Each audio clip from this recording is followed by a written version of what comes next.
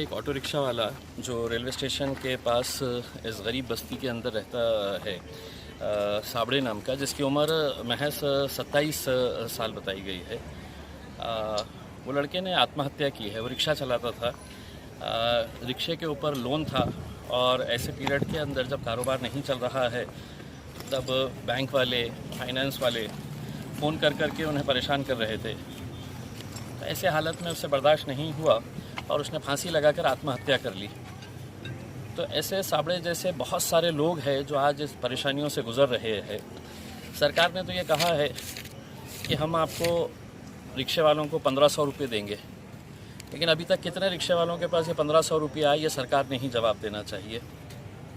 दूसरा ये है कि अगर पूरी तरह से अगर लॉकडाउन है, लोग सड़कों के ऊपर नहीं है, तो ऑटो रिक्शा अगर बाहर निकल भी रहे हैं तो उनको गिराक नहीं मिल रहे हैं। दिन भर बैठने के बाद 2-2, 3-3 मुश्किल से गिराक मिलते हैं, उससे अपना पेट भरेंगे या इंस्टॉलमेंट भरेंगे।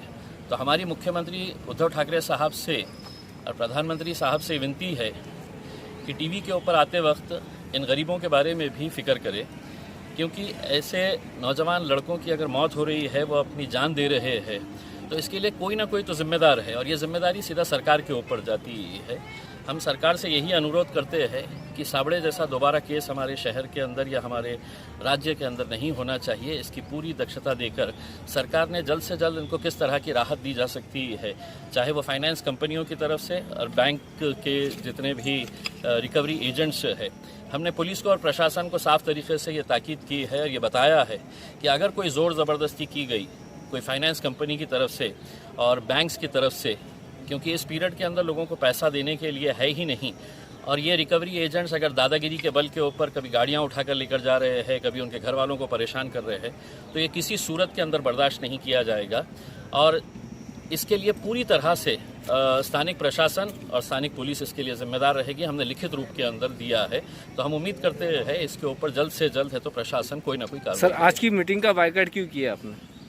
देखिए, उस मीटिंग के अंदर मैंने जाने का इसलिए फ़ैसला नहीं किया कि एक तरफ मीटिंग में जाकर सिर्फ ये सुनना कि हमने कितना अच्छा काम किया है, और दूसरी तरफ ज़मीन के ऊपर इस तरह अगर कोई गरीब ऑटो रिक्शा वाला अपनी जान गंवा रहा है, अपनी जान दे रहा है, सिर्फ इसलिए कि प्रशासन और सरकार की अनदेखी हो रही है इन लोगों की तरफ, तो मेरा यहाँ आना ज़्यादा अहम था, ना कि उस मीटिंग के अंदर बैठकर जो सिर्फ अपनी पीठ थपथपाते हैं कि हमने कितना अच्छा काम किए हैं करके।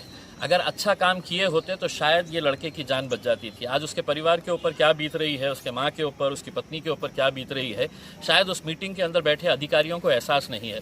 मैं उन लोगों से भी ये अनुरोध करना चाहूँगा कि एक बार यहाँ पे निकल कर आए और देखें इन लोगों की हालत कैसी है करके, तब आपको समझ में आएगा कि आप सिर्फ बयानबाजी जो करते हैं और ज़मीनी हकीकत के अंदर कितना फ़र्क है।